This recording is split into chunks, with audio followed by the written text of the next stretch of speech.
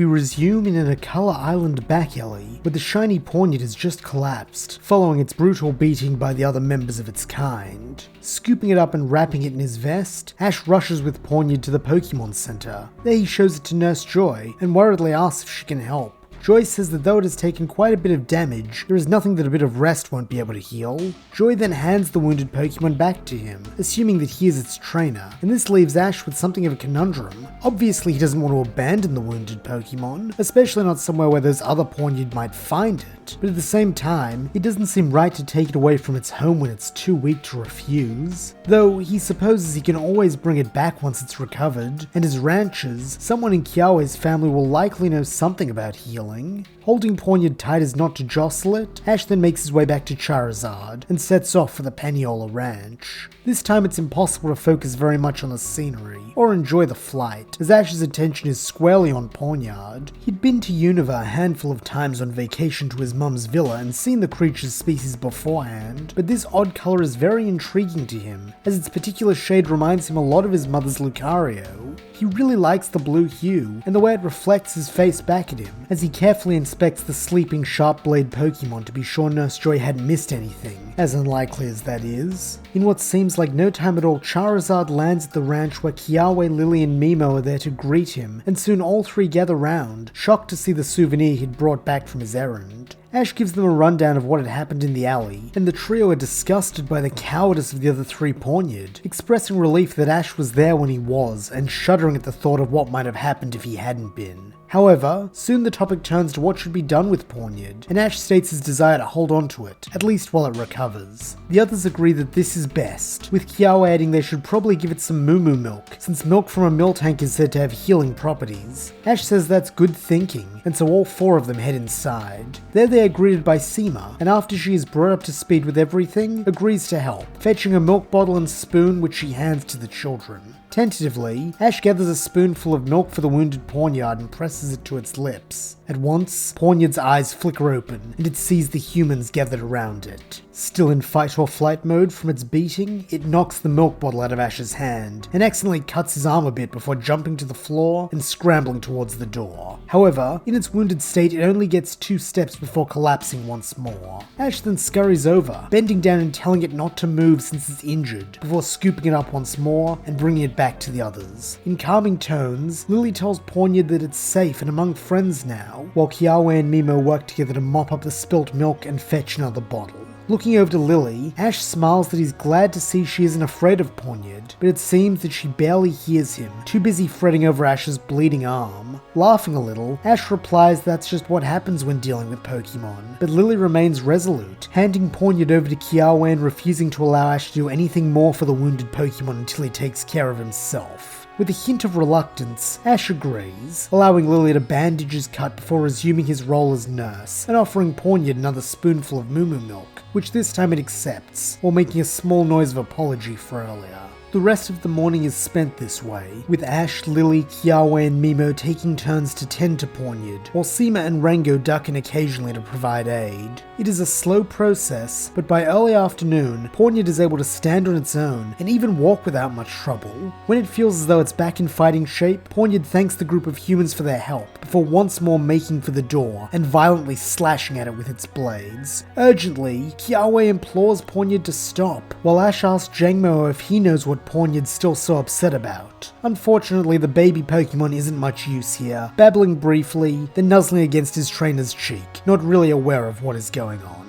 Rango hazards a guess that Pawniard may want payback against the gang of Pawniards responsible for its injuries, to which the Dark and Steel type agrees, by sharpening its blades against one another and once again pointing towards the door to gain its freedom. Ash interjects that he respects how Pawniard feels, but tries to convey that it would only end the same way for Pawniard, since it's still a 3 against 1.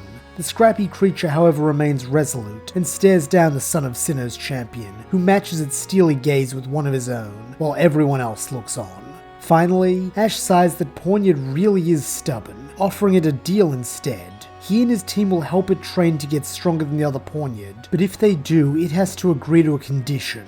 Pawniard nods as if to tell Ash to elaborate, and so he does, stating that his condition is that Pawniard has to leave 2 of its opponents to Ash's other Pokemon. The battle would be good experience for them, and would ensure that no matter what, Pawniard couldn't be as badly hurt as it was today.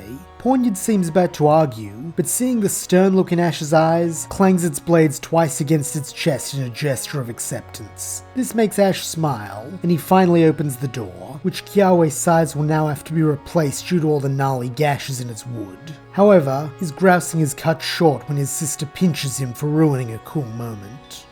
The kids are then given the rest of the day to enjoy their time thanks to Ash and Lillie's aid in getting through all the chores. As a result, Kiawe, Lillie, and Mimo watch as Ash, Rufflet, Jangmo-o, and Pawniard train into the night. Jangmo-o and Ash's main focus remains on completing all-out pummeling by helping the little creature to learn to balance on his hind legs. Meanwhile, Rufflet is eager to take on their new ally, a feeling which the battle-hungry Pawniard shares, and thus Ash has it and Pawniard have mock battles. It is tiring work, but thankfully there is still a good bit of milk left from Pawniard's treatment, meaning everyone is able to keep themselves refreshed, while also allowing for a bit of fun when Pawniard gets caught in the middle of a milk fight between Rufflet, Jangmo-o, and Ash. By the time the crescent moon is high in the sky, Ash feels himself beginning to tire as well, and when Kiawe mentions that they'll have to wake up at the same time as this morning, he decides to call it a day. Pawniard is very displeased, wanting to keep going, but it is smart enough to see that it won't get very far without the others, and so acquiesces, joining them for a well-deserved dinner. After this, and another serving of delicious moo-moo milk ice cream, no one on the ranch has any trouble getting to sleep, thus bringing an end to the day. The next few days repeat the events of the last, even down to Kiawe taking over the feeding duties when it came to Old Meanie, and lending Ash his Charizard for a delivery. Though this time, Pawniard is there to accompany him, anxious for round 2 with his tormentors.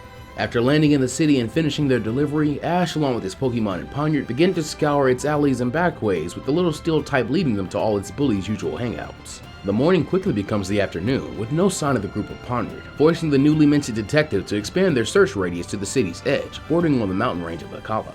It is here that they finally find their targets, as the trio of Pawniards are once again bullying a weaker Pokemon. Now all 3 surround and are toying with the trembling Cubone, who is simply trying to hold on to his prized skull while the Pawniard take turns slashing and swiping at it in an attempt to remove it. Instead of calling out this time, Ash simply nods down to Pawniard, who returns the gesture before charging full speed at the group as they finally take notice of it. At first, a look of terror crosses Cubone's face, assuming another Pawniard means another tormentor, but to his great surprise, it instead jumps clean over the ground type and slams into the largest of the red Pawniard, who Ash presumes is the leader of the bullies. With a hatred-fueled Fury Cutter that starts the battle with a resounding clang, the attack still glances off the red Pawniard's armored body with little damage, but the creature nonetheless looks angered by it and causes its own blades to glow with the power of Metal Claw as the other 2 Pawniards form up behind it. Seeing the chance to escape, Cubone scampers away towards the mountain, while Ash, recognizing these bullies still aren't interested in fighting fair, calls out to his own 2 friends, as Rufflet appears from the sky and Jangmo-o leaps from his shoulder, both more than ready to aid in this battle. Pawniard and the main bully begin their Danse Macabre, and to Ash's pride as a coach, the clear advantage is with the blue Pawniard.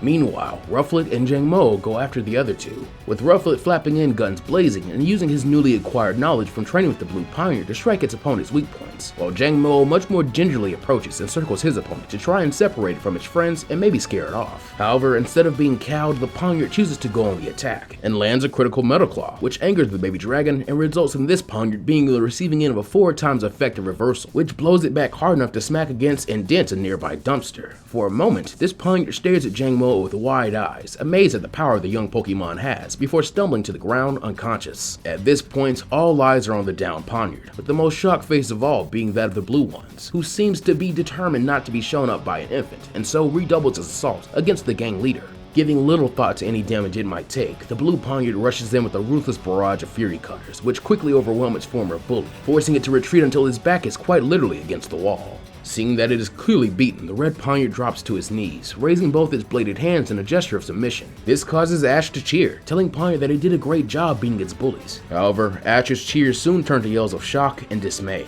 as the blue Pawniard, seemingly feeling that its former tormentor has not sufficiently paid for his crimes, raises its own bladed hand and slashes diagonally across the other's face, leaving a deep wound which will live on as a permanent scar. At this display of barbarism, the Pokemon on all sides fall still and silent, before the last standing Pawniard abandons its futile battle against Rufflet, gathers up the one Jangmo-o defeated, and flees, abandoning its former leader to its fate. The shiny Pawniard looks like it wants to go even further, but as it raises his hand to strike again, Ash rushes in, grabbing the blade and feeling it bite into his flesh for the second time in 24 hours. He winces but resolves himself, and in a reassuring tone with only the slightest hint of reproach, Ash tells it to stop and reminds it that it's already won, saying there's no point or honor in battering a beaten foe. Pawniard weighs this before ultimately accepting Ash's words and lowering its hand. Wrapping up his own, Ash asks Pawniard what it plans to do next, now that it's gotten revenge and all. Pawniard responds by glaring at Jangmo-o with a look that says in no uncertain terms, "You took a victory from me, and I mean to take it back." Then, without a moment's hesitation, the steel skeleton springs into action, blades raised. Jangmo-o's first instinct is to disengage, scuttling backwards and chiming something conciliatory. However, Pawniard doesn't want to hear it, sharpening its own blades against each other while ordering the baby dragon to stand and fight. Seeing no alternative, Ash reassures his partner that they can win, telling him to use tackle. Gaining heart from the knowledge Ash is watching his back, Jangmo-o finds the courage to charge in, his head crest acting as a shield, to block a downward swing from one of Pawniard's blade hands. Unfortunately for the little dragon, Pawniard has two of these, a fact that becomes abundantly clear when the second one shoots forward in a jab, which forces Jangmo-o to retreat. Sensing weakness, Pawniard uses this as a chance to press the advantage, rushing forward, both blades swinging. Knowing this could do serious damage, Ash runs through several counter-strategies in his head. However, only one will mean victory, and so holding his breath, Ash gives no command, allowing Pawniard to close in. This clearly terrifies Jangmo-o, who whines for his dad to do something, but Ash comfortingly tells him to trust him and stay where he is. With a hint of reluctance, Jangmo-o obeys, allowing Pawniard to bear down upon him. Then, just as the steel type is about to deliver its decisive blow, Ash gives his command, reversal. Suddenly, that same orangish-brown energy from his battle with Rufflet begins to surround the little dragon type, and his head crest glows a blinding white. This scares Pawniard, who remembers what this did to the other Pawniard, but it's already too late, as moments later the crest collides with Pawniard's face, knocking it flat on its back, where it lays unconscious. With the battle now over, Ash runs in, hugging Jangmo-o and congratulating him on a well-fought battle, and asking Pawniard if it's alright. Rising to its feet, Pawniard looks up at the son of Cynthia with newfound fire in its eyes. Raising a blade hand, it points directly at him. Then, in its language, barks something that Ash can understand with ease. Smiling, he asks if that really means Pawniard wants to join his team, and the steel type nods resolutely, its eyes briefly flashing to Jangmo-o as if to say, "That way I'll get my rematch." It then reaches for one of the Pokeballs in Ash's belt, tapping it and allowing itself to be captured without even waiting for Ash. Their business here now concluded, Ash and his Pokemon prepare to leave, with Rufflet returning to his ball and Jangmo-o jingling his way back onto Ash's shoulder. However, before they can go, a woman's voice calls out to them, expressing admiration for what she calls a flawless battle with so many beautiful facets that really allowed his Pokemon to sparkle. Spinning around, Ash sees a woman dressed in many shades of pinks and purples, with gems of plenty wreathing her neck and limbs. The woman's face is kind, but also somewhat quizzical, and Ash can tell she is assessing him as she approaches, right up until her sandal gets caught between a pair of paving stones and she falls forward onto her face. Rushing to help her up, the mystery woman chuckles that he's a strong battler and a gentleman too, but what else should she expect from Cynthia's son? Causing Ash to shoot her a questioning look of his own, and she tells him that she was a part of Howler's team back at the Battle Dome, and so she saw him and his mother arrive, making Ash blush a little, remembering the sorry state they were in after a full day in the desert. But the woman doesn't seem to notice. In fact, she only seems to have eyes for the crystal affixed to his Z-ring. With a low whistle, she questions that if he's at the Fightinium Z, then he must have beaten Howler, right? Ash proudly confirms this, and the woman chuckles that a Fightinium Z is all well and good, but if he wants to show some real style, he better start rocking a Rockinium Z. She then extends her wrist to show off a Z-ring of her own, bearing a deep brown Z crystal with the silhouette of a cracked boulder in the center. Ash admires the crystal, asking where he can get one of his own, to which the stranger grins and says the only way is to climb the top of Wella Volcano and challenge the Akala Island Kahuna. Ash responds that's great, since he came to Akala specifically to challenge them, and this makes the woman smile, saying she'll be rooting for him before sauntering away with a wave. It is only when she is gone that Ash realizes to his horror that he really forgot to introduce himself formally or ask the woman her name. He sighs and scratches Jangmo-o's chin, admitting that he's glad his mom isn't around right now, since she'd have been outraged, and causing the little dragon to jingle and nuzzle into his father. This reminds Ash of someone else who he expects to be mad at him, Charizard, who he left all on his own. Sprinting back, Ash finds the unhappy creature waiting for him, though thankfully Kiawe has raised it well enough to raise no objections when he asks it to fly him back to the ranch. When Ash arrives, everyone is curious how his quest went, and the boy happily regales him with a tale before proudly bringing Pawniard out of his Pokeball for healing, as well as to show it off as his second capture. Fortunately, the prideful little creature seems genuinely happy to officially be a part of Ash's team, and sharpens his blades in anticipation when he tells it of his goals, knowing these ambitions will give it plenty of chances to grow even stronger than that baby Pokemon for sure. Lillie congratulates Ash, though mentions that she's developed a problem. Ash worriedly asks if he can help, but Lillie shakes her head, saying she's going to call Professor Kukui about it, before smiling that he's more than welcome to join her if he wants. Ash graciously accepts, and the two make their way to the house's video phone where Lillie reveals her egg has started moving occasionally, and that has been making her nervous. Laughing uproariously on the other end, Kukui tells her it's perfectly natural and means she's only been doing the right thing as its caretaker, much to Lillie's relief. Ash then takes the opportunity to update his Alolan mentor on his progress, and Kukui proudly tells him to keep it up, while also giving the hint that Ash may want to focus on his Z-move training before this match with Kahuna Olivia, since she is a rock-type specialist. Thanking the professor for the tip, Ash promises to do just that, while Lillie asks him to say hello to Burnett for her, to which Kukui grins that he will, assuring she'll be very proud of the both of them. As the screen fades to black, Lillie asks Ash what he plans to do now, to which the boy laughingly replies that he thinks it's about time he calls his mother before she flies back to Alola and Garchomp to chew him out. Cynthia picks up on the first ring, having noticed it was an Alolan number and presumed it was Ash. To her delight, she is correct, and beams at the sight of her son and his friends. Ash is equally pleased to see her, having not realized how much he missed her until this moment. Eagerly, Cynthia asks Ash how he is, and he tells her that he's doing well, and recounts his adventures thus far. Cynthia is an excellent audience, remaining quiet and stoic for the most part, but giving excited reactions during the big moments to show she truly does care. When Ash gets the end of his story and tells his mother he is staying at the Paniola ranch, her excitement peaks and she asks if he's been able to try their famous ice cream yet. Ash says he has, and Cynthia expresses a touch of envy before returning to her usual self. She then tells Ash that she's impressed with how far he's come, and when Jangmo-o hops onto his shoulder and nuzzles him, she greets the baby dragon warmly, asking him to look after Ash for her. This causes a light bulb to go off in Ash's head, and he gets his mother's attention with a sudden look of urgency and concern. Worry filling her voice, Cynthia asks what's wrong, and Ash says he forgot to pack hair dye and needs her to send some to him before his regrowth comes in. This makes Lillie face fall, but Cynthia seems to share her son's view on the matter, solemnly promising to do so. She does, however, express some trepidation, reminding Ash what happened last time he dyed his own hair, and suggesting maybe he should just let it grow out, and she can bleach it when she gets back to Alola. A little embarrassed, Ash points out that he was a little kid when he did it last time, and promises he won't let it go orange again.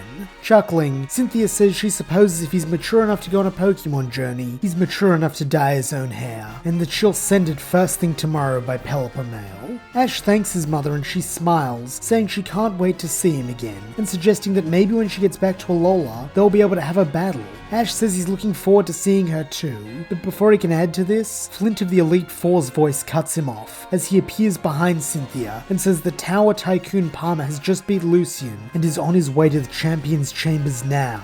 Cynthia asks Flint if he can stall for a little bit, but Ash says it's fine, promising they'll talk again soon. With a sigh, Cynthia agrees and tells her son she loves him before hanging up. As soon as the phone call ends, Lillie curiously turns to Ash and asks why he dyes his hair, but Ash waves the question off, promising to tell her another time, before rushing outside. Feeling invigorated by his conversation with his mother, Ash excitedly decides to get in some more evening training with Jangmo-o, the focus still being on getting Jangmo-o's balance up. Jangmo-o, it seems, is just as fired up as Ash, and so the pair work late into the night. However, a part of him comes to rue this decision when Kiawe knocks on his door before dawn the next day to once more get his help with the farm work. Though, Ash being Ash, makes the same decision that night, and the following night, and every night leading up to his grand trial. His desire to beat the Kahuna is so all-encompassing that nothing, not even fatigue, will stand in the way of his training. And so it is an Ash with bags under his eyes, but no shortage of determination, who stands at the base of Wella Volcano, with Kiawe and Lillie on the morning of his grand trial.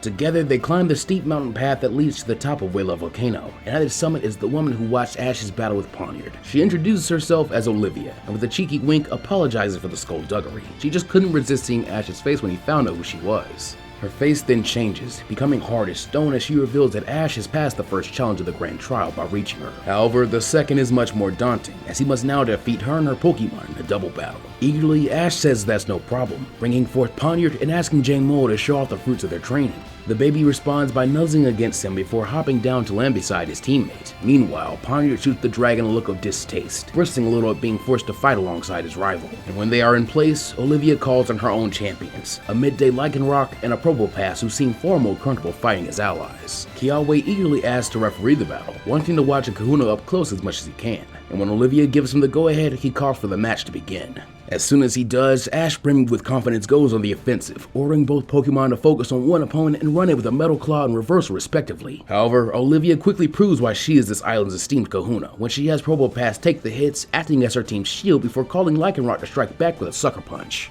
This catches Pawniard off guard, causing it to be thrown into Jangmo-o, and the two promptly find themselves in a painful heap, with the baby dragon's scales thankfully protecting him from the steel type's blades. Yelling his encouragement, Ash repeats the same command, but asks for his Pokemon to zig and zag with one another to throw the opponents off their game.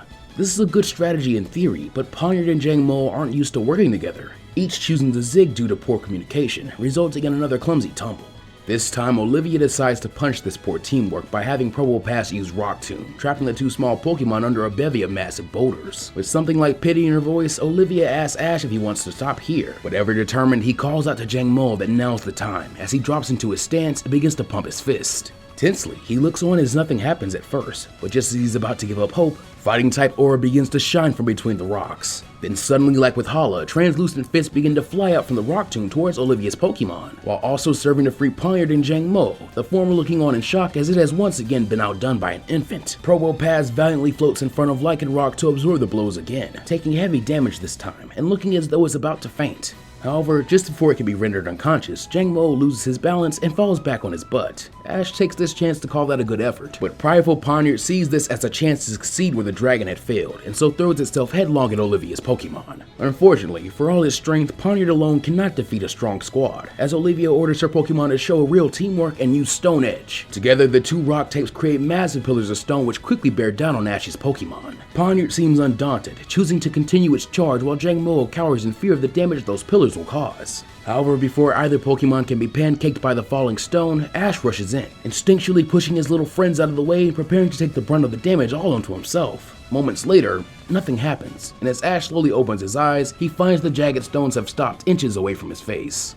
From the sideline, Kiawe calls the match in Olivia's favor, while from her side of the field, the kahuna frowns that what Ash just did was a major foul, not to mention foolhardy, and that he can't get in the middle of Pokemon battles like that. If her Pokemon weren't so well trained that they could cancel an attack that quickly, they would have seriously hurt him just then. She then allows a hint of sympathy to touch her expression and voice, saying that Ash ought to go and do some more training before facing her again, since he clearly has talent, but talent is like diamonds. Beautiful when polished and honed, but not worth much before then. Ash is shocked. Sure, he's pretty green in terms of experience, but he's still Cynthia's son. Losing like that just doesn't make any sense to him. Too stunned to even speak, Ash recalls his Pokemon and trudges back towards Lillie. Running over to join them, Kiawe asks Ash if he is okay, but their defeated friend just grunts, beginning to slowly make his way down the mountain, while Lillie and Kiawe fall in step beside him, and Jangmo-o nuzzles Ash's chest in an attempt to comfort him. All the way down, Kiawe and Lillie try to engage Ash in conversation, but he is resolutely uncommunicative, too busy stewing in the pain of loss.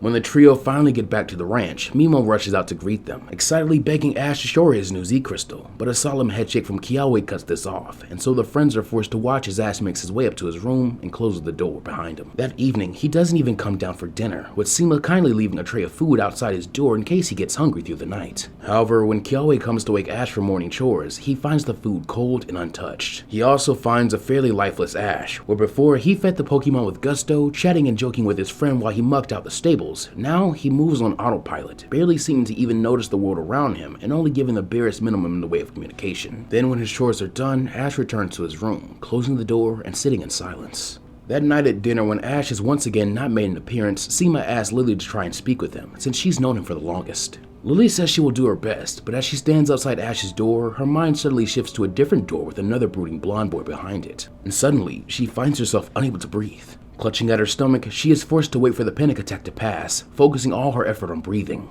And when it does, she runs as fast as she can, unable to look at the closed door for a moment longer than she absolutely has to. Returning to the table, she decides to simply tell a small white lie and say that Ash once again refused to come and eat, pretty much blowing her off. She isn't very proud of that, but from her experience, knows that is what would have happened anyway. This pattern begins to repeat itself with disturbing frequency, Kiawe's family thankfully only growing more and more concerned by the day instead of angry. They each try all they can to shake Ash from this slump, with Lillie even convincing Kiawe and Rango to help her drag Ash back to the video phone and forcing him to call his mother. Cynthia is happy to hear from her kid only a week after their last call, but after one look at him, her instincts instantly warn that something is very wrong. Ash remains solemn when speaking to his mother, to the point where she realizes she is powerless to help him from over the phone, only barely convincing him to mumble out what happened at his challenge. However, when she tries to encourage him to try again, he suddenly snaps that she couldn't understand how he feels, because she's never been weak. Cynthia tries to protest, saying she was a rookie trainer once too, but Ash is already gone, storming back to his guest room and even leaving Jangmo-o as he does, causing the little dragon to whimper.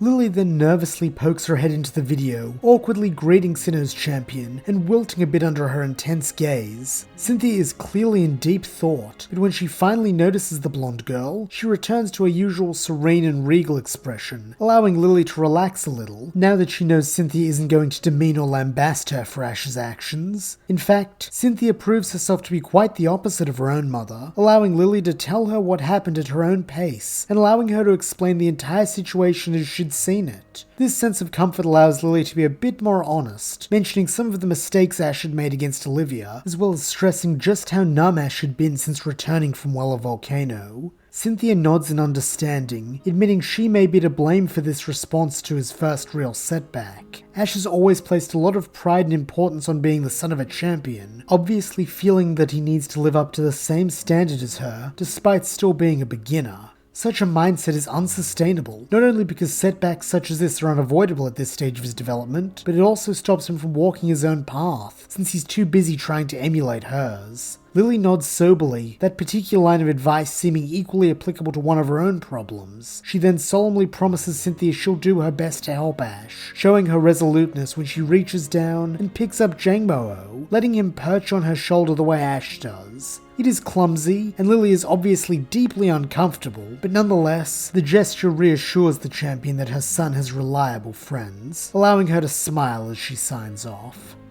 Lillie spends the rest of the day thinking on how to actualize her goal to little avail, while Mimo finally gets Ash to eat, even if only a single slice of toast. Unfortunately, this is the only good news, as another week passes with Ash still catatonic. And the third week of Ash's depression passes similarly, with Lillie, Kiawe, and the rest of the family worrying that the young man may be unable to recover from this loss. However, near the end of this week, a particularly scary event transpires which requires their full attention. Lillie, Kiawe, and Mimo are sitting on the front porch sharing some malasadas after their chores are complete, when their quiet conversation is suddenly interrupted by the sound of obnoxious and amateurish beatboxing, as Team Skull come marching up the driveway. And unlike Ash's running with the group last time, this is not just a trio, but instead a dozen grunts led by Guzma himself and a bearded, balding blonde man with beady eyes. When the group arrives at the foot of the porch, the bearded man approaches Mimo, bending down to pinch her cheek, and in a gravelly but somehow also unctuous voice asks if her parents are home. But before she can answer, Kiawe snaps, "Leave her alone, Viren," and whether because of his raised voice or the use of the name, this draws Rango's attention, who bursts through the front door a moment later and puts himself between the children and the man who Lillie can only assume is called Viren. Coldly, Viren tells Rango that he ought to teach his boy some respect since it's not wise to be rude to important people. But Rango seems unmoved, instead replying with a forced neutrality that speaks of an even deeper coldness and disdain, saying that he's told Viren before that their family isn't interested in selling the farm, so he'll have to find somewhere else to build his next resort. This makes Viren cackle without any trace of mirth, and he sardonically sighs that here he was trying to be reasonable, but it seems they want to be stubborn. Good thing he has a backup. He then turns back to look at Guzma and the dozen grunts, and orders them to show Rango and his family the error of their ways. At once, Guzma and his goons begin smirking and a malicious chuckle rolls through the gang, as they fan out and block off the porch before calling out a Pokemon each. Seeing the dangerous situation unfold, Lillie decides to book it inside to retrieve Ash for his aid. This time her fear what could happen to Kiawe and Rango outweighing any fear she could have had over things in the past, as she bangs on the door frantically, screaming for him to please hurry. Finally, the door opens, only to reveal an Ash who, much to Lillie's horror, still possesses those empty eyes. Not only this, but his posture has become slumped and the artificial blonde of his hair has begun to dull, telling Lillie one horrible truth. In his present state, he can't help them. Suddenly a boom rings out from the porch, and fearing the worst, Lillie runs back outside. Back in Ash's room, Jangmo-o worriedly looks between where she just was and his father, as if pleading for him to go help. However, Ash's only response is to close the door once more, forcing the little dragon to run after Lillie, while his trainer once more seals himself away from the world. Down below, Lillie finally clears the front door, though to her pleasant surprise, the sight awaiting her is much more triumphant than Lillie had expected. Kiawe's Turtonator and Rango's Magmar are still up, and fighting alongside them, a familiar face. How? With the arrival of him and his Pokemon, a Rowlet, Pikachu and his trusty Torracat, Team Skull's numbers have quickly been cut in half, and it seems it will only be a matter of time before the other half falls as well. Seeing the battle is lost, Viren vows that they haven't seen the last of him, before running with Guzma and the other grunts in hot pursuit. Now that the threat has passed, Kiawe's family begin to thank Hao for his help, but the modest boy just shrugs that as the grandson of Kahuna Hala, he's pretty much honor bound to help out wherever he can all over Alola. They're one big happy family after all. Noticing Lillie, he quickly greets her with an Alola and runs up to catch up with her, before noticing Jangmo-o and recognizing him as one of Ash's Pokemon. Excitedly, he asks if Ash is around too, but this causes Lillie and Kiawe's family to wilt as they catch Hao up on everything. However, instead of being saddened by this story, Hao balks that he can't believe Ash has only lost once, and that he managed to almost take down one of Olivia's Pokemon on the first try. Ash really is incredible.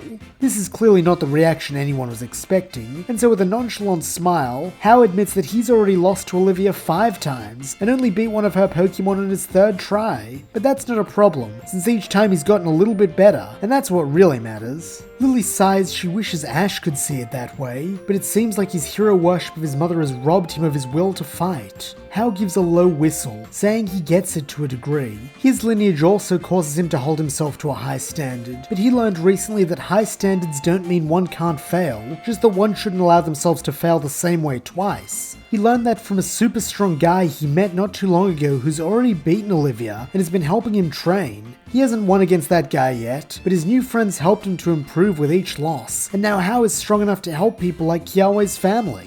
In fact, he's on his way to his 6th rematch with Olivia now actually, so while he hates to leave so abruptly, he'll have to catch them later. Smiling, the ranchers and their guest wish Hao luck, and without another word, he and his Pokemon depart for Wella Volcano. That night, Lillie is unable to sleep, her mind still going over what Hao had said. As it is a pretty full moon out, she decides to go out for a nice stroll with her egg to clear her head. The ranch is beautiful in the moonlight, and does the job of calming her nerves as she begins to hum a little lullaby to her egg. This caused it to begin moving a bit more excitedly than usual, as she hopes that she hasn't disturbed the baby inside too much. When she reaches the end of the ranch, she sits the egg on the fence post next to her, and gazes up at the Wella Volcano in the distance. Briefly, she muses on how a volcano such as that can inspire both wonder and terror with its power, not unlike a Pokemon. However, this reverie is cut short when she realizes where exactly she is, the end of the ranch, a location Kiawe and Mimo had always kept her and Ash away from because of... Glancing over, she is met face to snout with Old Meanie. Instead of a Tauros, Lillie would have probably mistaken this creature for an Ursaring standing on his tippy toes at how tall the bovine is. His face and horns are both covered in scars from battles, and when he looks down at her, Lillie can see the blind territorial fury that Kiawe and Mimo had warned them about so many times. Meanie then snorts air so hot it steams in the midsummer night, and causes Lillie to shriek and fall on her butt in the dirt. Looking towards the main house in panic, she is dismayed to see it's just out of vocal range, and the lights are all out, meaning no one can see or hear her. A bang on Old Meanie's pen gate brings her back to reality, as it shakes the entire fence, and still in its resting place, her egg is sent flying, and it is only thanks to Lillie's quick dive to catch it that the egg isn't scrambled. Letting out a sigh of relief, Lillie coos that she's got her baby, and everything is alright. However, only one of these claims is true, as suddenly the old pen and the boards of the wooden fence connected to it explode when Meanie slams into it once more. Now freed, the berserk Tauros begins counting its hoof against the ground in preparation for its next mad charge. Lillie quickly scrambles to her feet and runs with her egg in the opposite direction, terror clouding her mind, but this only acts as a red rag to a bull, and instinctively Meanie takes off towards her.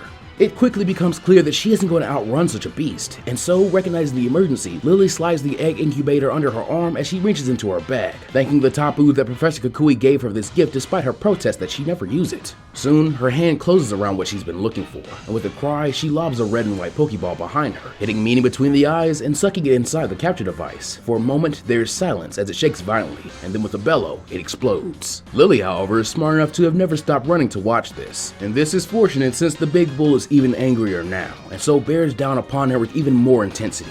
Luckily, Lillie has more Pokeballs, and so one by one she throws them, temporarily slowing Meanie down and buying a little more of a head start for herself and the egg. However, such a process is fatiguing, not just for her, but for Meanie, and soon both Predator and Prey are beginning to flag. Unfortunately, this is not Lillie's only problem, as when she reaches into her bag for the 5th time, she finds only one ball left. Looking back at the house, the girl quickly calculates that even with the time bought with this final ball, it won't be enough on her tired legs, and Meanie would surely run her down long before she reaches her destination. Why does she have to be so useless and weak all the time? From behind her, Meanie begins to stamp its hooves once again, readying a takedown, and Lillie knows this is the end of the road.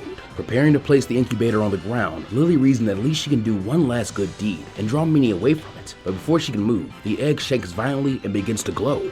At once, the air around Lillie grows noticeably colder, as the incubator suddenly explodes, spraying glass and shards of ice everywhere. Lillie almost is knocked off her feet, but staying strong, she reaches out a hand to wrap both arms around the glowing mass that had once been her egg, and as soon as she lays her hand upon it, the light fades, revealing itself to be a small, white, furry creature, an Alolan Vulpix.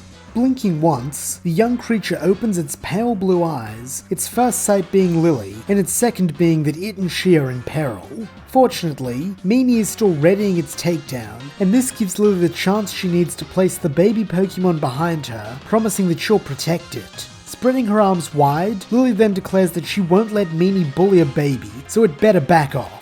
However, Tauros is not cowed by this demand, only snorting in derision as it begins to charge forward. In spite of herself, Lillie closes her eyes in terror, completely forgetting the last Pokeball in her hand. But before Meanie can make its terrible impact, the girl feels a weight suddenly run up her back and leap off her head.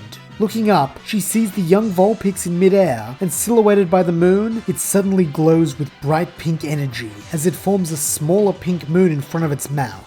In a small voice, Lillie pleads with Vulpix not to fight since Meanie is way too strong, but as if bolstered by the lunar rays bathing it, the Vulpine creature confidently cries its own name. It then fires the Moon Blast, which strikes hard against a surprised Meanie's face, causing an explosion and sending up a plume of dust. When the dust settles, Lillie is surprised to see a very unconscious Tauros, though in that moment, she only has eyes for Vulpix, running up and wrapping the baby Pokemon in her arms as she thanks it for saving her and praises it as a natural-born battler. Vulpix preens under its mother's praise, while Lillie finds her eyes drifting to the other Pokemon. Meanie may be down for now, but it could awaken at any moment and cause more damage if she just leaves it here, but at the same time, there's really not much she can do to restrain it. Then, she notices the ball in her hand. That could stop old Meanie from wreaking havoc, but at the same time, she's no trainer. Can she really care for such a big and scary Pokemon? The girl is racked with indecision, but the buzzing in her head is suddenly brought to a stop when she feels something soft and cool pressing into her wrist. It is Vulpix's nose, as it faintly nudges the hand in which Lillie is holding the ball. It seems to believe that catching the Tauros is a good idea, and so drawing strength from its confidence, she tosses the ball which connects, and doesn't even shake, instead just flashing 3 stars. In that moment, Lillie feels as if she can do anything, and as the residual adrenaline pumps through her, she bends briefly to pick up Meanie's ball and the newly hatched Vulpix before marching into the house, her destination set. Knocking 3 times on Ash's door, Lillie firmly calls for him to wake up as they need to talk. When nothing happens, Lillie breathes heavily, then barges in without permission and flicks the light on, much to the chagrin of Ash's tired eyes. Mechanically, Ash begins to rise and get dressed, assuming it's time for his chores, but Lillie lays a hand on his chest and tells him to stop, since she's here to talk. Turning baleful eyes on her, Ash says nothing, merely sitting back on his bed with a sigh that would suggest even this small movement has taken a Herculean effort. Sitting beside him, Lillie begins to speak, telling him about how worried she's been for him these last few weeks. But due to the adrenaline still running through her thoughts are a bit jumbled up, and so this briefly diverges into the story of the day's events with Viren, Team Skull, Old Meanie, and the egg hatching. But eventually she is able to get back on track, and tells Ash that she understands loss hurts, but he can't just give up after one loss, citing how, and how loss brought him into contact with someone who has made him an even better trainer. However, at this point, Ash tries to protest, in a voice gone hoarse from lack of use. He tries to explain the damage to his pride, but at the word pride, Lillie flares up, snorting angrily in a way not too dissimilar from her newly captured Tauros. Giving Ash a glare, she bluntly tells him that pride is a useless emotion, and if that's what's keeping him cooped up in this room, then it's high time he gets rid of it. On this she will brook no argument, cutting Ash off when he tries to interject, and snapping that she's sick and tired of being abandoned by people she cares about because of their pride. It is only after these words are out in the open that Lillie realizes what she's just said. Blushing profusely, she looks over at Ash, and though his hair is still lank and his face is still sallow, there is something resembling life beginning to stir once more in his eyes. Then, with a stiff lurching movement, he moves forward and wraps his friend in a hug, while in his still croaky voice he mutters, "I'm sorry." When morning comes around and Kiawe comes to wake Ash, he is surprised to find his and Lily's rooms are both empty. Curious, he and Mimo come outside and to their surprise find all the chores are already completed, including the repair of Old Meanie's former enclosure. And a heartwarming sight, Ash freshly showered and with re-dyed golden hair. However, this is not the best part. Better even than his appearance is what he is doing. He is back to training, working hard alongside his 3 Pokemon. When Ash sees the siblings, he rushes over to apologize for the way he's been acting lately, but Kiawe maturely shrugs it off, telling the blonde boy not to sweat it, while Mimo beams that she was really worried about him. As Ash bends down to ruffle the girl's hair and thank her for all she's done, Lillie fills Kiawe in on all that had happened last night, including the hatching of her egg and her impromptu capture of Old Meanie. Kiawe admits that he won't be sorry to see that ornery old bull go, while Mimo gushes over how pretty the baby Vulpix is as the icy Vulpine playfully darts between her legs. Smiling, Lillie reveals that she's actually already chosen a name for Vulpix, introducing Snowy, a name which everyone feels fits the baby Pokemon excellently.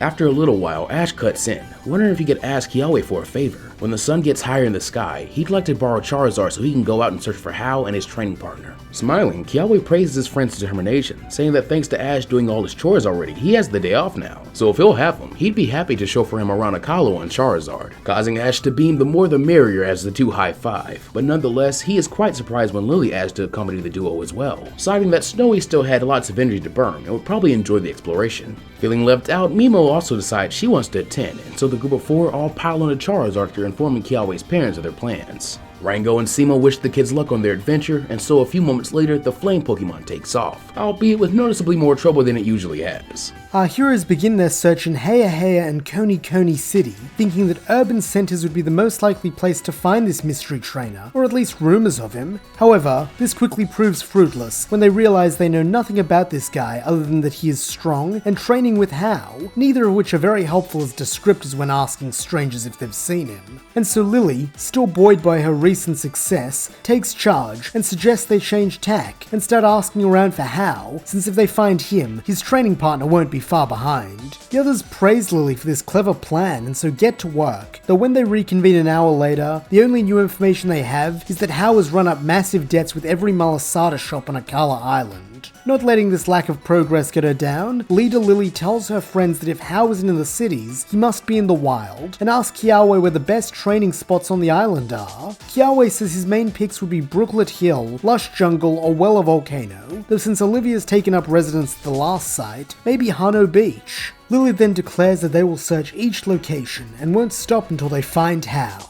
Starting with Brooklet Hill, the group are hampered in their search by Charizard's reluctance to fly too close to the ground thanks to all the large pools of water and the Pokemon hiding under the surface. Reassuringly, Kiawe tells it that if the passionate flames inside it burn hot enough, then there is nothing to fear from water types, and this seems to restore some of its courage. However, this proves to be an error, when just as Charizard gets close to the ground, a giant wishy-washy in its school form leaps out of a pond and tries to swallow them all whole. Thinking fast, Ash, Kiawe, and Lillie have Rufflet, Charizard, and Snowy fire off Whirlwind, Flamethrower, and Moonblast respectively, and this manages to hold off the ravenous horde just long enough to gain some altitude.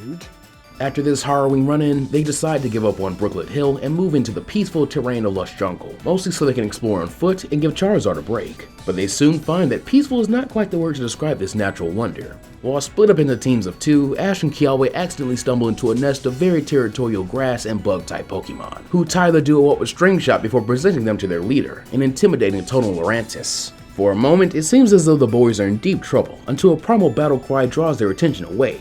Looking around, they see a wild-eyed Lillie swinging towards them on a vine. Fiercely, she orders Snowy to attack, and from her backpack the little Vulpix pokes its head out and blasts Lurantis with a super effective powder snow. This makes Lurantis recoil in shock and pain, and seeing her chance, Mimo rushes in to untie the boys and flee with them back into the jungle. When they are sure that Lurantis and his thralls aren't following, the group stop to catch their breath, and Ash and Kiawe express amazement at how Lillie rushed straight into battle with a totem Pokemon using a freshly hatched one. This makes Lillie blush a little, and she explains that since her talk with Ash, she's felt powerful, kinda like how she imagines Jangmo-o feels when he's using all-out pummeling. Kiawe tells her it's great that she's feeling so strong, while Ash admits that he really likes this new Z-powered Lillie. With both Lush Jungle and Brooklet Hill having turned up nothing, the group decide to try their luck with Hano Beach, though none of them are really holding out much hope, since they expect the place to be crawling with tourists, not trainers. However, when Charizard lands at the beach's edge, Lillie immediately sees Hal's back, and even more fortuitously, it appears he is engaged in battle with someone. Leaping from the pseudo-dragon, she runs towards her friend, calling Hal's name.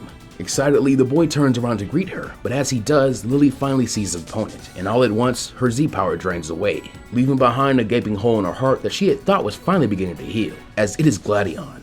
A few minutes later, Ash and the others catch up to Lillie, and oblivious to his friend's pain, Ash cheers in recognition of Gladion, asking Hal if this is his training partner. The grandson of Hala confirms this, and steps aside so that Ash and Gladion can talk. Gladion in turn steps forward, all the while acting as if he doesn't even see Lillie, and instead asks Ash what he wants with him. Wasting no time, Ash gives a quick rundown of his dilemma, and when he is done, Gladion nods, agreeing to help the other boy out with an intense training battle. After watching Hal's last few losses, he's been able to study Olivia's battle style pretty thoroughly, and can now emulate it to help Ash train just as he's been doing with Hal. Ash grins in that case, let's get this double battle started. But Gladion stops him, replying that he'd rather have a 3-on-3 than a double battle, since he's learned from training with Hal that it's easier to learn something new when there are only 2 Pokemon on the field. And besides, a 3v3 is a battle format they should all get accustomed with the Alola League fast approaching. Ash, seeing the logic behind this, accepts Gladion's terms. As the 2 blonde boys square off to battle, Kiawe moves to referee, and everyone else takes a seat to watch. Everyone except Lillie, that is. She is still frozen in place, staring wordlessly at Gladion, and it takes Snowy nipping at her heel and Mimo tugging on her arm to finally break her trance, and allow her to sit alongside the others. Gladion decides to call his Pokemon first, and to Ash's surprise it's a Rockruff, which unless he's misremembering is the pre-evolved form of Olivia's Lycanroc. Recognizing he has 2 great choices, but wanting to save both Jangmo-o and Pawniard for later, Ash calls on his Rufflet. This choice intrigues Gladion, who wonders why his opponent would willingly choose to have a type disadvantage, though he supposes the only way to find out will be to battle him. Kiawe then calls a start to the match, and as he does, Gladion orders a Sand Attack, which Rufflet counters by opening its wings to summon a Tailwind. However, this move also grants Ash an offensive advantage, as the speed boost created by this attack allows Rufflet to rush the Rock type and slam its Flying type energy imbued wings against Rufflet's tough fur. Unfortunately for Ash, this is still not very effective, with the blow barely phasing Rockruff. Ash curses this, but Gladion encourages his line of thinking, saying that Rufflet's most powerful weapon is his strong wings, but that's the wrong way to utilize them. Ash thinks on what he means by this when Lillie suddenly blurts out that she understands what he's getting at. Living with Kukui and Burnett and helping in the professor's research has taught her a thing or two about Pokemon moves, and one of the very first lessons Kukui ever taught her is that every Pokemon has their own areas of battle they are skilled in and those they are not. So if slamming into Rockruff isn't the way, maybe there's another use Ash can put Rufflet's wings to. Ash's eyes go wide, and with a grin he says it's like how his mom battles, having each of her Pokemon take on a different role. Pawniard and Jangmo-o are physical attackers, so he's been training Rufflet in the same way, but maybe that's been a mistake. Smiling in turn, Lillie says that's exactly it, and so with a new goal in mind, Ash tells Rufflet to try and direct his Tailwind to blow Rockruff away. With a caw of determination, Rufflet begins to pump its wings, beating the winds around it and causing ribbons of sand to leap up and strike Rockruff. Gladion, however, isn't about to lay down, and so uses this as a wake-up call, ordering Rockruff to fire back with Stone Edge. Yipping proudly, the stones around Rockruff's neck begins to glow, as above it, a torrent of stone shards appear before pelting Rufflet. Under such a heavy assault, Rufflet is unable to whip up more sand, and so desperately Ash cries that it will have to change targets to the stones themselves. falls. Dutifully, Rufflet tries, but for each stone it deflects, 2 more manage to hit it, and it seems as though this battle will end in a loss for our young hero. Thinking hard for a way to avoid this fate, Ash scans the battlefield, and to his great surprise, finds his deliverance in the scattered stone shards littering the beach. Those Rufflet deflected all have cracks or pieces broken off, and this gives Ash an idea. Looking up again, Ash tells Rufflet that he thinks he understands his role now. It's not a physical attacker, nor is it a master of defense. What Rufflet can do better than anyone else is to channel the wind as a weapon and fight from afar. For that reason, it should stop trying to use the gusts to deflect the stones, and instead just break them with it. A smile crests the bird's beak at the simple genius of this order, and so changing tack, Rufflet alters the ways it summons the winds, no longer as a shield, but now as a sword. At once, the blades of air rip through the shards, turning them into dust and striking Rockruff with enough force to briefly knock it off its feet. As Rockruff stands, Ash and Gladion can see that both their Pokemon are exhausted from the hits they've taken, meaning that one way or another, this match ends now. As one, the 2 boys each cry their final attack, the newly learned Air Slash for Rufflet and Rock Throw for Rockruff. Summoning their last reserves of strength, Rockruff and Rufflet launch these attacks, causing Boulder and Blade to meet in midair. However, being of equal power, neither can fully destroy the other, resulting in a simultaneous destruction as the stone explodes, showering both Rockruff and Rufflet with shards that have been sharpened and empowered by the Air Slash. It is the worst of all worlds, and against such an onslaught, neither Pokemon can endure, causing them both to fall forward, having rendered each other unable to battle, and ending the first match in a draw.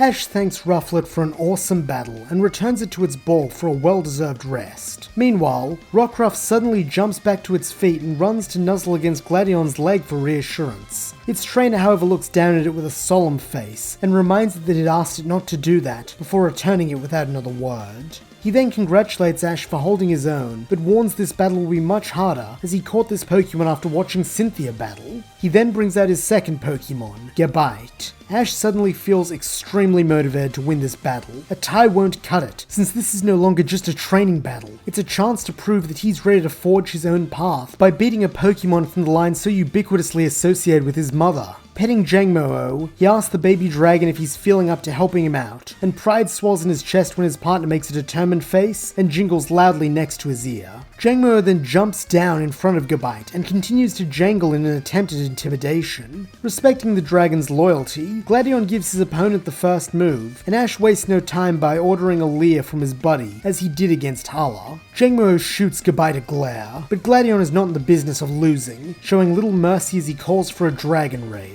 Summoning up its draconic energy, Gabite launches the attack in the form of a fierce indigo dragon, which slams into Jangmo-o with frightening force, driving the baby Pokemon back and sending him tumbling head over heels before rolling to a stop at Ash's feet. Gladion calls for Gabite to repeat the move, but this time Ash is ready, calling for a Protect to defend the younger dragon as he scrambles to his feet. Just one Dragon Rage has already done quite a bit of damage to Jangmo-o, and knowing that he probably can't endure another, Ash sees no choice but to go all out. Calling out to his partner that it's time for their secret weapon, Ash and Jangmo-o begin to perform all-out pummeling. However, still a bit unsteady from being thrown backwards, Jangmo-o is unable to stay on its hind legs for the duration of the move, causing the Spectral Fist to dissipate before reaching their target. Gladion scowls at the failed attempt and calls to Gabite that they should demonstrate a real Z move before performing an unfamiliar movement in tandem with his dragon, as a darker brown energy flows from them. A massive rock suddenly manifests and falls onto Jangmo-o as part of Continental Crush, while Ash desperately looks on in horror.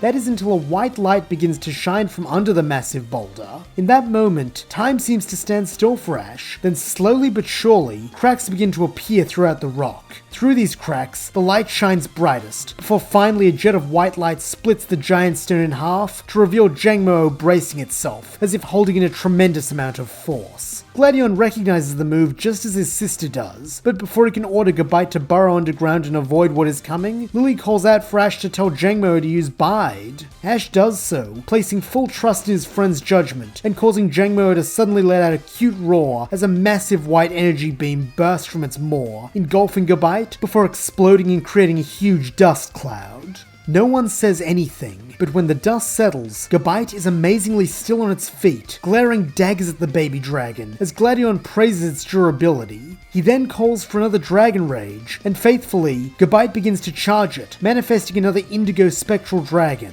On their side of the field, Ash tells Jangmo-o to get ready, but it seems these concerns are for nothing, as suddenly, Gabite lets out a faint groan as its eyes roll back in its head, and it faints. Exhilarated with such a win, Ash quickly runs to Jangmo-o and throws him up in the air as he praises the happily babbling baby Drake. Such an intense battle was just what they had needed to get their groove back. Now that they've found their center, the pair feel like there's nothing they can't do. Gladion, however, reminds him there's one more hurdle to face, and he admits this won't be where the real challenge begins. He then brings forth his final party member, Type Null. Ash looks at the mysterious creature with a mix of bewilderment and excitement, holding up the battle to ask Gladion a myriad of questions about the new species, which the older boy begrudgingly tries to answer, at least to the best of his ability. But Gladion does not possess boundless patience, and with a slight edge to his voice, he reminds Ash they are in the middle of a battle. Laughing apologetically that he always gets this way with new Pokemon, Ash finally calls forth his Pawniard, and the blue-bladed Pokemon takes the field with steely determination on his face. Seeing that its opponent is an unfamiliar but obviously strong Pokemon, the sharp blade Pokemon clings its bladed hands against each other in a clear challenge, and seeing this, Gladion takes the first move, calling for a Crush Claw. Null charges in, but Ash and Pawniard are ready to match its aggression with a Metal Claw. Steel clashes with Keratin, and Gladion smiles that he's impressed any Pokemon can match his type Null.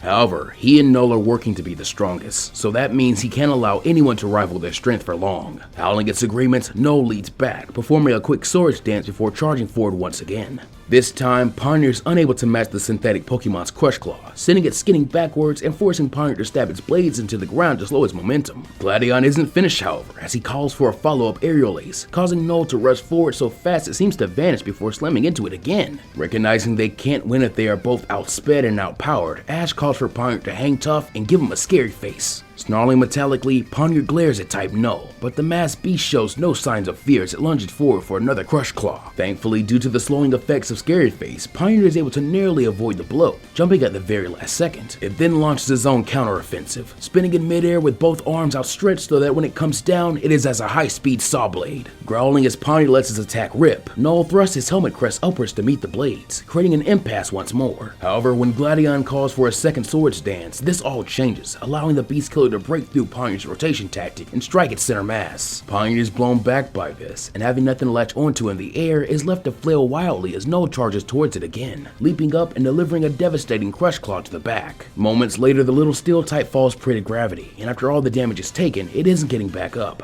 tying the battle with a draw and one win to each trainer. Recalling their Pokemon, the two trainers meet in the middle, a smile on both their faces as they promise to have a rematch someday so as to settle the score. They are soon joined by How, who excitedly calls both Ash and Gladion amazing, beaming he'll have to work twice as hard if he wants to keep up with the likes of them. Ash smiles that he'll happily battle the grandson of Hala anytime, while Gladion earnestly tells him not to sell himself short. He beat Olivia fair and square, and that takes skill. This reminds Ash of his own upcoming match, and so with a smile he invites the two boys to spectate. However, Gladion declines, saying they're booked on the ferry to Ula Ula this evening, though after their battle, he is confident Ash has all he needs to win.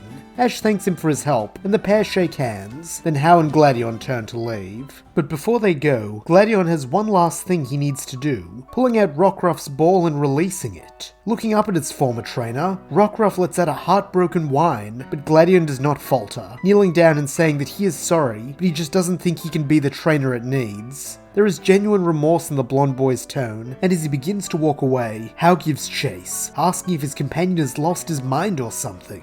Watching this makes Lillie tear up for reasons unknown to anyone but Ash, who has begun to piece together the hints about her past, though even he has been unable to connect the dots between her and Gladion. Noticing her poor mood, Ash and Kiawe step in to provide comfort, so much so that her hurt at receiving not even a hello from her own brother fades a little in the face of all the brotherly love radiating off the two boys. The ride back to Paniola Ranch is a quiet one, with Lillie still lost in her pain, Kiawe and Mimo still awed by the battle they had witnessed, and Ash still reflecting on all he has learned today. He will have to change up his training, but that isn't a bad thing, as he now can help his Pokemon to hone their unique styles. For Rufflet, that will be making use of its wings and gift for channeling wind to create a brand new fighting style that relies less on brute force and more on technique. For Jangmo-o, the focus will now turn to coordination, since during the battle Ash had truly noticed how much Jangmo-o had matured over the last few weeks. His small arms and legs have begun to build some muscle, doubling in size, while his cute little beak and head crest have elongated to suggest that evolution cannot be far off. At last he has the physique necessary for all-out pummeling.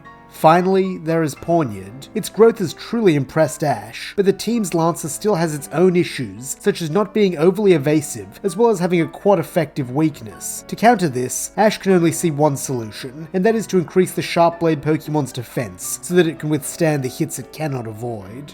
Taking another week to work on these new goals and form an adequate strategy, Ash finally feels ready to face Olivia again. However, where before he felt confident, perhaps overly so, now he feels self-aware, able to recognize his own faults, but also see ways to mitigate or overcome them. This gives him a bit of a sense of peace, and it seems that his Pokemon can sense this, as they too have adopted an air of surety that serves them well in their training. During this week, Ash also takes the time to call and apologize to his mother for his behavior during their last call, as well as to update Professor Kukui and Burnett on how he's doing. Though during the latter conversation, Ash is informed that he just missed Burnett as she left a few days ago to head out on a research expedition thanks to a new grant she'd won, courtesy of the Aether Foundation. Speaking of Alolan mother figures, on the 7th day since Ash emerged from his catatonia, Seema comes to visit Ash in his room, telling him to come outside since she and Rango have a surprise for him. Following her downstairs, Ash is surprised when he sees Olivia waiting for him on the porch, as Seema explains that she invited the Kahuna to the ranch so Ash could have another attempt at his trial battle.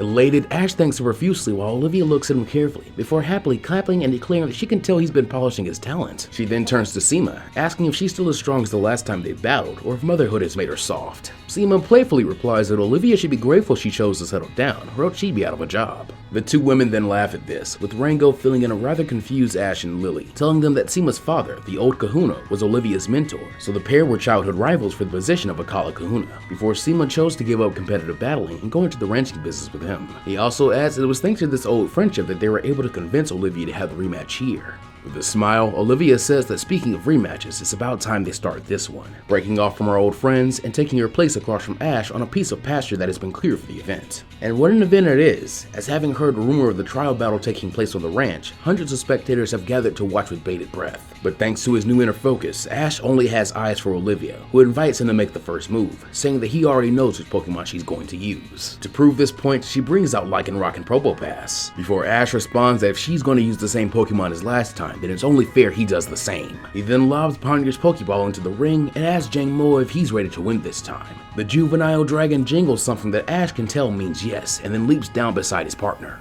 To the surprise of everyone, Ash opens with an all-out pummeling, and after all the work they've put in, Ash and his friends are delighted to see its success. As the brown energy surrounds the little Drake, Jangmo-o thrusts his fist forward, creating the volley of spectral fists, which will surely spell trouble for the Kahuna's team. Olivia herself acknowledges this, seeing the strength of the move and so striking the pose for Continental Crush. From the air, Lycanroc manifests a Mesa which rains down, though instead of striking Ash's team, Olivia uses as a shield to soak up the worst of all-out pummeling, largely cancelling out the other Z move. Dejectedly, Ash sighs they worked so hard on that only to see it go to waste, but Olivia disagrees, telling her young challenger that he forced her to expend her only Z move, so even if it did not achieve what he had hoped for, it still achieved something important. This gives Ash heart, and so as Jangmo-o drops back to its quadrupedal state, Ash has Pawniard push forward to strike at Lycanroc with Metal Claw, hoping to make use of its weakness while the wolf is recovering from its Z move.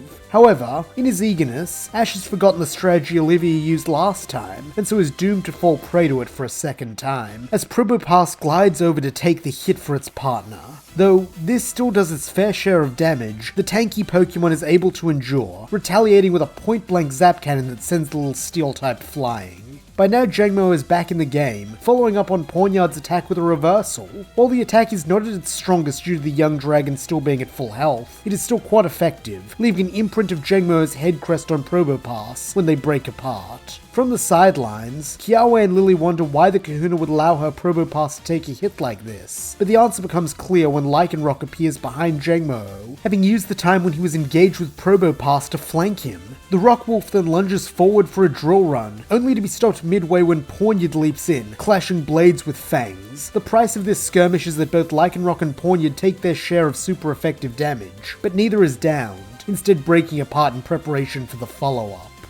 With the happy jingle, Jangmo-o thanks his partner for the assist, but from the look Pawniard shoots him in return, it is clear that he had not been helping Jangmo-o, it had been attacking Lycanroc while it was vulnerable. Jangmo-o looks a little saddened by this, but does not allow this to distract him, as he is aware that they still have a job to do, since Ash is counting on them. The next wave comes when Olivia tells Lycanroc to try Drill Run again, aiming for Pawniard this time, and as Ash calls out the Steel type to dodge, he notices it twitch, realizing to his horror that it must have been paralyzed by Probopass's Zap Cannon. Thinking fast, Ash tells Jangmo-o to help Pawniard out, and so the little dragon scoops up his partner, planting him on his back before dodging out of the way just in the nick of time. Unable to stop itself, Lycanroc instead collides with Probopass for quad damage, which only compounds the hits it took from Jangmo-o and Pawniard. Spotting this vulnerability, Ash has Jangmo-o strike the compass Pokemon once more with Reversal, while on his back, Pawniard delivers a Metal Claw in a manner similar to a jousting knight. Both moves strike true, and in the wake of all this damage, Olivia's shield is unable to keep battling, its eyes turning to swirls as Seema declares it unable to battle. As Dragon and Knight do a victory lap, Ash cheers them on with the rest of the crowd, though warns the pair not to get cocky since they still have Lycanroc to deal with. And this caution is well merited, as moments later Lycanroc bursts forth with blistering speed, delivering an Accelerock to Jangmo-o's side which bowls him over and sends Pawniard flying. Deeming the Steel type the weakest link, Lycanroc is told to strike it next with a Drill Run, which in Pawniard's current state will certainly mean lights out. However, this strategy fails to take into account one thing, Jangmo-o, and as the wolf Pokemon leaps at his prey, the young Drake is there to meet it, using Protective Shield himself and Pawniard together. As Lycanroc leaps back, Jangmo-o gives his partner an encouraging jingle, and with a metallic sigh, Pawniard climbs once more into the Dragon-type's back. Jangmo-o and Lycanroc then charge each other down, with Tackle and Accelerock colliding in the middle of the field. Though where Olivia's Pokemon only has the one move, Ash's Pokemon have two, as Pawniard delivers a super effective Metal Claw on top of the wolf's head. This quickly becomes the way of things, with Jangmo-o accruing hits in order to not only damage Lycanroc, but also give Pawniard the opening it needs to deliver a string of super effective attacks. Olivia, however, is no fool, shifting up her tactics and moves to try and find a way to unseat the Steel type and disrupt Ash's battle plans. Unfortunately for her, each time she tries, Jangmo-o intercepts the hit. As a result, the little Drake soon appears to be on his last legs, but this is exactly how Ash wants it. As Lycanroc comes around for its next attack, Ash calls for a Protect Reversal combo, and Jangmo-o is more than happy to oblige, manifesting first a Protective Bubble to halt the opponent's attack, then allowing his head crest to glow as he thrusts upwards in a manner reminiscent of type Null. This hits Lycanroc's chin, driving it onto its hind legs, but in doing so, it also forces Pawniard to slip off Jangmo-o's back at last. This positions the Steel type to strike directly at Lycanroc's soft underbelly, but there is one problem. Jangmo-o is still in the way. In the time it would take the dragon to move, or Pawniard to find another route to its target, this advantage will be lost, and so refusing to allow its so-called teammate to cost it a win, Pawniard does the only thing that makes sense to it. Raising one of its sharpened hands, the Sharp Blade Pokemon strikes, driving its blade through Jangmo-o's back and directly into Lycanroc. With a pained howl, Olivia's final Pokemon falls backwards, unable to battle, but as Pawniard pulls its arm out of Jangmo-o, the little dragon falls as well. With that, Ash is declared to be the winner, though he barely even hears the call, having already run into the battlefield to check on Jangmo-o. He is in a bad way, with his hips splayed unnaturally and one of his legs jutting out at an angle. Crimson blood pools underneath him, and he doesn't move or make a sound, so Ash gingerly picks him up, cradling him close to his chest to make sure he doesn't exacerbate his already serious-looking injury. Without a word, he begins sprinting towards the path that will lead him back into town and the Pokemon Center, only caring about one thing in that moment, and that is getting Jangmo-o looked after. However, this journey is a short one, as when he pushes through the crowd of onlookers, a heavy hand grabs him by the collar, pulling him off his feet. Ash finds himself face to face with the leering Guzma, who asks if he remembers him before tossing him back to the ground. Our hero twists in midair, landing hard on his shoulder, but is able to absorb the worst of the impact to not jostle the baby dragon, as Guzma towers over him, while about 30 of his flunkies in fear make themselves known to the crowd. The Team Skull boss tells Ash that Mr. V only hired him to wreck his little party, but once he saw Ash was here, he knew it was his chance to get some payback for that humiliation in Seaward Cave. So now Ash has a choice: hand over Jangmo-o and his other Pokemon, or watch as Team Skull tears this place up. And then they'll take his Pokemon anyway. Ash grits his teeth, but before he can spit back the defiant retort he had planned, an explosion strikes Guzma's back, sending him staggering as he tries to put the fires on his jacket out. The source of the explosion is none other than Kiawe and Turtonator, and as the heir to Paniola Ranch pulls his friend back to his feet, he tells Ash to get Jangmo-o to nurse Joy, and that he can take care of these clowns. Lillie then takes her place alongside the boys, saying that this time she'll help too, and even Rufflet bursts from its ball, eager to help defend its temporary home and buy Ash the time he needs to get away. Thanking them all, Ash takes off with Jangmo-o still in his arms, while Kiawe and Lillie go back to back, with the girl bringing out her Vulpix and Tauros. This proves to be both a blessing and a curse, since while Meanie is quite happy to attack Team Skull Grunts, it doesn't really listen to Lillie when she tries to direct its attack against specific grunts or Guzma. Meanwhile, Seema and Olivia have also entered the fray. The two old rivals are unwilling to leave the fighting to the next generation, and so decide to double battle Guzma and Viren, with Seema once more using her Herdia and Olivia revealing a Midnight Lycanroc. Even Rango engages a grunt, though he does get a little distracted cheering for his wife when Seema manages to use Herdia's speed and mobility to trick Viren's Electivire into thunder punching Guzma's Golisopod in the face. Elsewhere, Rufflet gets to show off the fruits of its training against a couple of Alolan Grimers, and even though it missed out on a chance to take on the Kahuna, it more than makes up for this in the sheer number of grunts it takes out. Even Ash's battle-hungry Pawniard can't keep up with Rufflet in this department due to the newfound mastery of the winds the bird has cultivated over the past week, though it certainly tries. And so thanks to the valiant efforts of the defenders, Viren, Guzma and Team Skull are driven off before they can do any real damage. Down the road in Paniola town, Ash finally makes it to the Pokemon Center and is able to hand Jangmo-o over to Nurse Joy. As soon as she sees the baby Drake's injury, she is visibly perturbed and asks Ash how it happened, with Ash bitterly explaining Pawniard's betrayal. This bothers Joy even further, and she warns Ash that such an attack is going to leave both physical and emotional scars, before rushing Jangmo-o to the ER. He tries to follow, but is stopped by the nurses Comfey and Blissey, who force him to stay in the waiting room. Hours pass, and day becomes night, with Kiawe and Lillie eventually coming to join Ash at the Battle of Team Skull. Not a word passes between them in the waiting room, but Ash feels a bit better just having his friends here. However, someone Ash feels no relief in seeing is Pawniard, who makes his way to the center in the mid-evening. Instead of showing any signs of remorse for its actions in the battle, it looks to Ash as if it expects praise for winning him the victory. Exhausted both physically and emotionally from the battle and its aftermath, Ash has no patience for this attitude and snaps at it to leave him alone. Pawniard replies by puffing out his chest as if challenging Ash for sliding it, and this continued like a remorse pushes Ash to his breaking point. Standing up, he yells at Pawniard, asking if it's really proud that it hurt a teammate, that Jangmo-o might never recover because it just wanted to show off how strong it was. This is exactly the outlet Ash needs for his pent-up worry and frustration, and even though a small logical part of him tells him to stop because he said his piece, his more emotive side wins out, and he continues to yell, telling Pawniard that this is all its fault, and as it stands, he doesn't want anything to do with it, so it should just leave and never come back.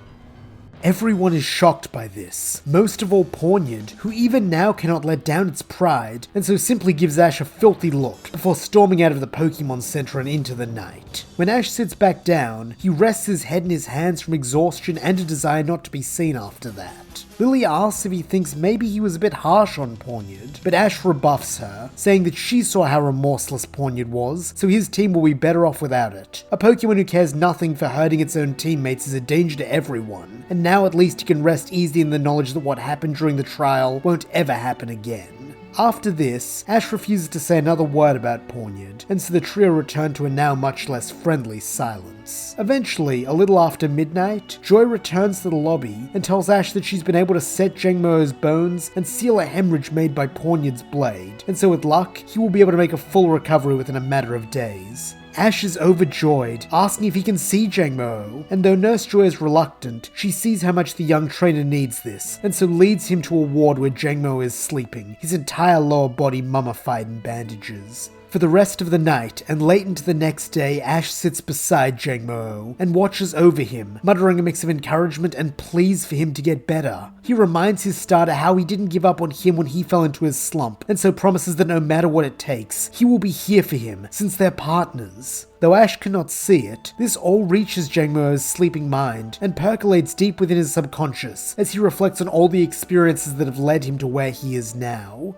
Looking back, he sees a common thread of helplessness, always relying on others to take the lead or to save him, while he would meekly sit back, a follower, a weakling. And so a change begins to take root inside Jangmo-o's heart, a fierce determination to never be that helpless again. On the dawn of Jangmo-o's 5th day in the hospital, Ash awakens with his neck at a weird angle, having fallen asleep a few hours earlier at his partner's bedside. Looking up to check on Jangmo-o, he finds his bed empty aside from a pile of used bandages. Fearing the worst, our hero bolts to his feet and rushes to the door of the ward, meaning to ask Nurse Joy if she knows where Jangmo-o is. However, as he passes the window, a sight catches his eyes, which settles all doubt. Standing outside in the training field is a fierce-looking Kommo-o, who appears to be shadowboxing in a pattern that Ash recognizes as all-out pummeling. When the Kommo-o hears his gasp, the Pokemon turns around and gives Ash a nod that makes his head crest jangle. Leaping through the window, Ash runs to hug his now evolved starter, and he at last is able to reciprocate the hug, wrapping his trainer in the embrace of newly developed arms. Kommo-o then smiles, but it is not the innocent and curious smile of a son looking up to his father that Ash has always seen on Jangmo-o's face before. This is the confident grin of a Pokemon who is finally ready to take his place alongside him as a brother. Even with the miraculous regeneration caused by evolution, Kommo-o still isn't fully healed, and so Nurse Joy insists he stay in the Pokemon Center, at least for the rest of the weekend so she can keep him under observation. Here Ash sees further proof of Kommo-o's personality change, where before he would have docilely accepted the nurse's orders, now he seems reluctant to halt his training, and it takes Ash asking Kommo-o to take a break and return to its bed to rest for the Drake to stop. Not wanting to disturb him now that he is clearly on the road to recovery, Ash decides to wait for Kommo-o to wake up in the foyer, and so bears witness to a peculiar sight. Standing in the front doorway is Nurse Joy and a Cubone who she seems to be attempting to release back into the wild. However, despite being told that it is a clean bill of health, Cubone appears unwilling to leave, clutching Nurse Joy's leg and bawling its eyes out. Hating to see a Pokemon in distress, Ash calmly proceeds over with his own practice imitation of his mother's serene expression and asks what's wrong, with Joy saying that this Cubone has become the unfortunate target of bullying from several groups of wild Pokemon on the island, and so frequently winds up getting brought here with nasty injuries. However, recently has lost his mother, and this has seen a drastic shift in his demeanor to the point where it's unwilling to return home and spends all his time sitting around and crying. Ash can't help but feel a strong sense of kinship when he hears this story, and so crouches down to speak with Cubone, telling it that he understands how it feels to suddenly not have his mom around, and agrees that it can be scary at first. He then adopts a kind smile and adds that with time, Cubone will make new friends and find inner strength that he never knew it had. It just needs to be brave enough to take the leap, since his mother wouldn't want it to stop living and let life pass it by. This causes Cubone to bawl and fling itself at Ash, clutching tightly to his shirt front as it sobs. Up close, Ash can see that this is the very same Cubone the Pawniard gang were harassing, and so it pats it on the back, encouraging it to let all his feelings out. Joy praises Ash's understanding, but he just shrugs, telling her he's just saying what he needed to hear when he felt alone. When Cubone is finally done crying, Ash props it up on his shoulder, assuming Kommo-o won't mind now that he's too big to ride up there anymore, and asks Nurse Joy if he can look after Cubone for a while, since it might help it to have someone who understands what he's going through. Joy says she thinks this is a wonderful idea so long as Cubone is happy with it, and when it nuzzles into Ash's ear, everyone takes this as confirmation. A few hours later, when Kommo-o is awake, Ash and Cubone head back into the ward to check on him. Cubone is at first frightened of the much larger dragon, but when Kommo-o gives it a friendly pat on the head, it begins to warm to him. By the end of visiting hours, Cubone has even migrated from Ash's shoulder to Kommo-o's bed, and the dragon type seems to enjoy its company as well, treating it like a little brother. Ash is happy to see this new budding maturity from his starter, and so asks if he minds him returning to the ranch for the night since he hasn't showered or changed his clothes in days. Kommo-o nods understandingly, and the son of Cynthia promises that he will be back first thing in the morning. Back at Kiawe's place, Ash is finally able to bathe and enjoy a hot meal, while Seema dotes on Cubone, reminiscing about how her father used to have an Alolan Marowak as one of his strongest trial Pokemon. She then teases Ash that he better make it official and catch this little cutie before Kiawe and Mimo get any ideas, since they've both always wanted a Marowak like Grandpa's. Realizing that he hasn't done that yet, Ash bends down to ask Cubone if it would like to join his team permanently. Cubone emphatically agrees, and so Ash softly bops it on the nose with his Pokeball. After this, the rest of the night is spent in planning with Lillie about their departure for Ula Ula Island, which they tell their heartbroken host will be tomorrow once they check Kommo-o out of the Pokemon Center. Kiawe then surprises the pair by asking if he can accompany them for the rest of Ash's island challenge. Neither Lillie nor Ash see any reason to refuse him, and so their duo officially becomes a trio. The next morning, after all their chores are done, Ash, Lillie, and Kiawe bid farewell to Rango, Seema, and Mimo, with the promise they'll come back and visit as soon as they can. After that, it is only a short walk to the Pokemon Center, where they find Kommo-o waiting. However, before they can leave, Joy pulls Ash aside, once again warning him that though Kommo-o's physical injuries are healed, the kind of trauma he went through doesn't just go away, so he should be careful not to put his starter in similar situations again.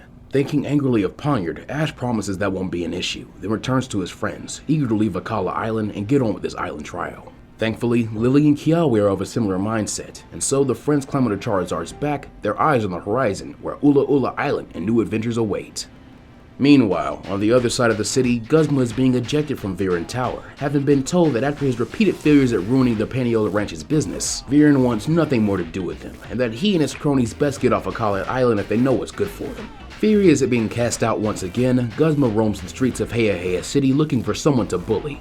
Eventually, he thinks he finds the perfect target when he stumbles across an emaciated Pawniard with a scar across its face huddled in an alleyway. However, when the Pokemon meets his eyes, Guzma recognizes hate burning in them, the same hate that drives him forward. The fury of an outcast who will do anything to get revenge on those who have wronged it. And so instead of hurling abuse, the Team Skull boss squats down to the scarred Pawniard and with a malicious grin asks if he wants to join him in bringing destruction to the islands. And that's where we'll leave things. What adventures will our heroes have on Ula Ula Island? How will Hakumo's injuries change it, both physically and mentally? And can Ash complete his island challenge without Pawniard's power? Find out as the journey continues.